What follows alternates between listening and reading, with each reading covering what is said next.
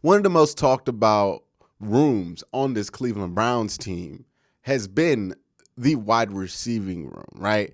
A lot of talk about, is it enough? Is it too weak? What's interesting is if you look at this position, as far as what the rest of the roster has, they have the most amount of wide receivers by a large margin than any other position group on the team. More than tight end, more than wide receiver, more than safety, more than corner, and maybe even if you add corner and wide receiver, and safety up, and just make it all defensive backs, I still think there are more wide receivers or players listed as wide receivers. You also got unofficial players they even have Demetric Felton listed as a wide receiver now. But there's 1, 2, 3, 4, 5, 6, 7, 8, 9, 10, 11, 12, 13 players listed at wide receiver on this roster currently. I do not need to tell you that is an insane amount of people to have on the wide receiving room, but it's not going to be like the Browns are going to carry 10 of these guys or even carry 11 or 12 or even 8 of these guys. They're probably going to carry 6 or 7. And to that point, only 1, 2, 3, 4, 5, 6 of these guys actually have previous grades from Pro Football Focus. Everybody else is pretty new here. So we're going to go down the list, talk about every wide receiver currently on the roster, and go on from there. Now, look, I don't know a lot about some of these guys. So the guys I don't know much about, I'll just kind of pass through real quick. But there is Travell Harris. He is from Washington State, undrafted this year. Don't know much about him. Derek Dillon, undrafted LSU. Don't know much about him. Nothing interesting there, height and size-wise. Travell Harris is 5'9", 185, so smaller guy, much smaller guy, especially for wide receiver. Derek Dillon is average to below average height, 5'11", 179 here. Nothing interesting there. Isaiah Weston might be one of the more interesting guys, but he's recently been put on IR. 6'4", 214, good speed out of Northern Iowa, a Missouri Valley Conference school there. If you don't know much about the FCS, basically there are two conferences, just like in the FBS, there are two conferences that are above everything else, and the FCS is the same way. There are two really good conferences, really one really good conferences in the FCS, and that's the Missouri Valley Football Conference. You have to think of the level of competition in that conference closer to a Group of 5 conference than it is Power 5. If you look at like the record from teams from that conference when they go up and play FBS teams, they usually have a winning record there. So it's not necessarily like, I know people hear 1AA or Division II and think you're like playing in front of 2,000 people or something.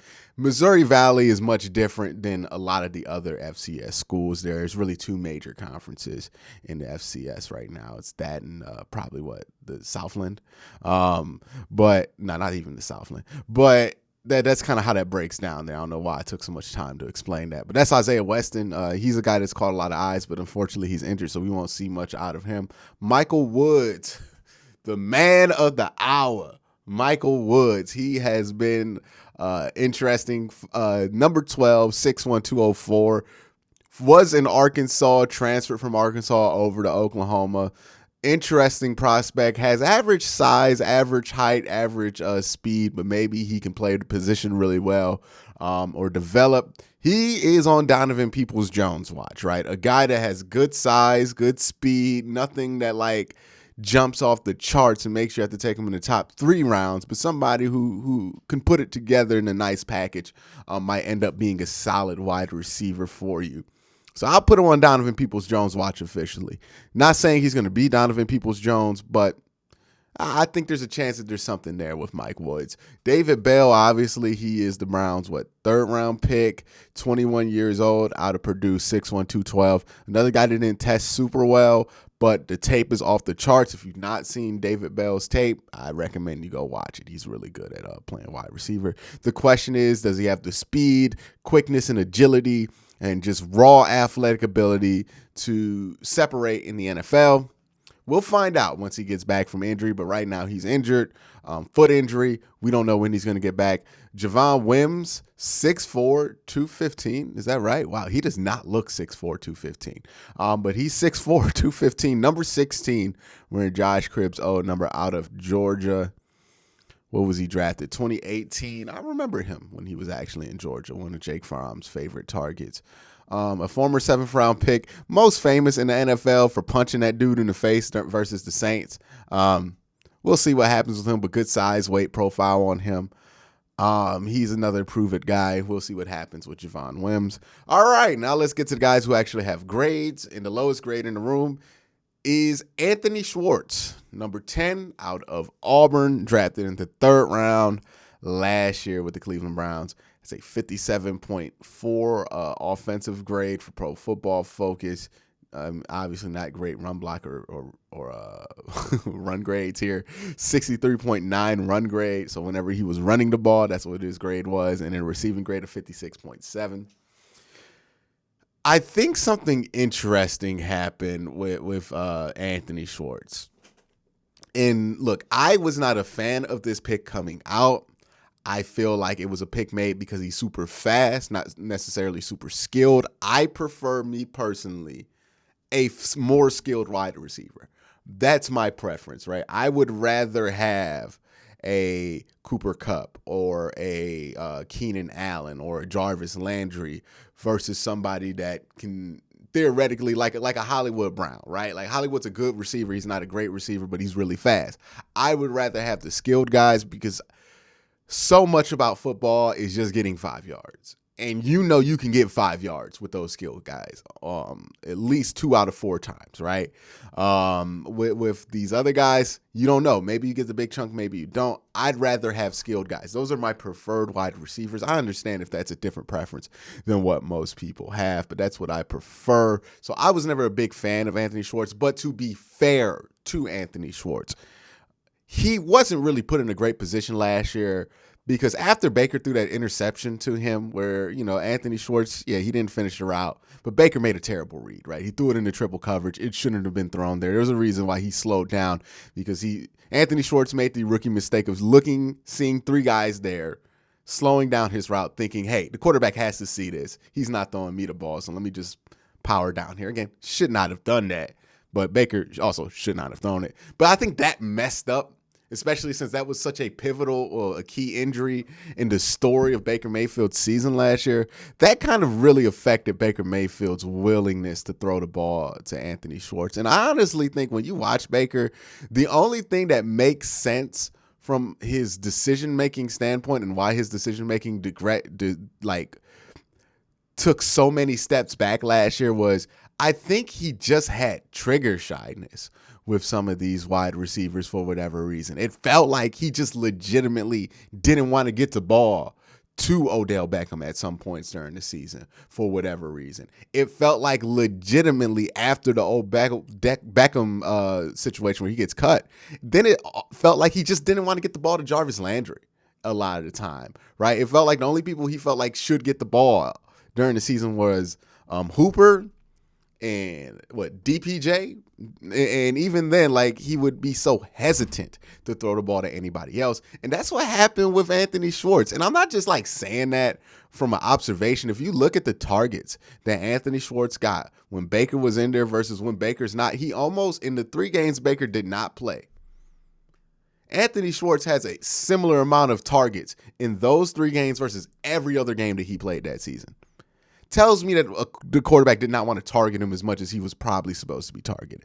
So, did not get a fair shot last year. I'm willing to give him a fair shot this year. Unfortunately, got injured again. The reason this wide receiver list is so long is half these dudes are injured. But that's the story on Anthony Schwartz, right? Real fast, 4.22 speed, but that doesn't necessarily guarantee a great wide receiver. We've seen plenty of fast guys not be great wide receivers in the NFL. Jakeem Grant, another really fast dude, has been a decent receiver, 300 to 500 yard guy, 63.7 Pro Football Focus grade, a 69 run grade, 61.4 receiving grade. He is a guy who's going to be out there. If they don't feel like Anthony Schwartz is taking the steps to be the X gadget guy, then I think they'll just go with Jakeem Grant. I think that's his role on this team. I think that's what they'll roll with. You have a guy like Demetric Felton who also will be kind of fighting for that role, but Demetric can't kick return as well as Jakeem Grant can, and he's just not as reliable, but he's younger. So I wouldn't count out Demetric in that fight too. So that's a little bit of a battle going on there between Anthony Schwartz, Demetric Felton, and Jakeem Grant. There's going to be one spot for, I would say, about 200 to 300 snaps in that role, that those three guys are going to be battling to see who's going to get the bulk of those snaps. So, so maybe it ends up 150 split each, but there's 300 snaps for that role. And I don't know who's going to get it. It's probably going to be split between Anthony Schwartz, Jakeem Grant. The next player here is Donovan Peoples-Jones. Up and down season last year, 65.7 Pro Football Focus grade, 67 receiving grade. Pretty good pass blocker whenever, well, not really. He only had 3 snaps. Never mind. I recant that statement. And he's a pretty horrendous run blocker whenever he's out there to run block with 43.3.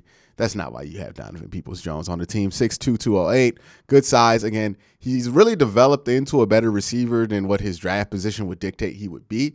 But he's such a talented dude that no matter what you get out of him, you kind of expect more, right? Because he shows you so much more. Now, some of this is because, like, he's not the quickest guy out of his breaks, and sometimes he has to make an acrobatic catch, not because he's being a great athlete, but because his ability to catch the ball off platform is making up for his inability to be athletic out of his breaks. So that's something to watch there with Donovan Peoples-Jones, right? That's kind of been an issue. He can get open. He has been open. He hasn't gotten the ball out when he's open. So that's another thing to see with him. But he's another guy they're hoping is going to develop. He's a good 50-50 ball. If Watson's in there this year, then that would be something that Watson will excel at with him.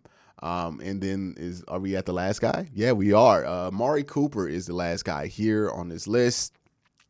Not much else to be said about Amari Cooper, right? A pretty consistent 1,000-yard guy. Is he going to be a top 5 receiver potential like Odell Beckham had in the past? No. But he's a consistent 1,000-yard wide receiver, and he has consistently stayed on the field throughout his entire NFL career. It's not guaranteed he won't get injured, but he's been a pretty consistent player in that way, similar to Jarvis Landry. I would say the expectations for Amari Cooper is, like, imagine if Jarvis Landry was just a little bit faster. And he's much faster than Jarvis Landry, but for football purposes, I don't want you guys to think it's going to be like Jarvis Landry on steroids. Like, just imagine if Jarvis Landry was a little bit faster so you could put him in different situations. And that's kind of what you'll get. Like, I think about 200 more yards than you would get out of Jarvis. Jarvis normally gave you about 800. So I think he'll get you 1,000. I don't think the numbers are going to be insane, but they aren't going to be disappointing. They're going to be pretty consistent with him. Pretty good run blocker, pretty good receiver. I mean, he's a real good route runner, good end zone threat. Not excellent in any area, really, but really good in a lot of areas. So that's what makes him different there. But that's the Browns receiving group. I would give it a C+. I'll just give it a flat C, actually, not a C+. A C. Well, no, C+, because you have at least Amari Cooper, who is a true number 1. And then you have Donovan Peoples-Jones in there, who I feel like is a 2. Everything else is everything else. The depth's not great. You're relying on a lot of young guys. David Bell, is he going to step up? Is he not? We'll see. That's a lot of the concern there. Jamarcus Brantley is a guy I forgot to mention. He's kind of a guy who's been around for a while. But, yeah, there's a lot there to see if stuff can happen and pan out. But right now we just don't know. So I'll give it a C+. But thank you guys for watching. Y'all have a great day.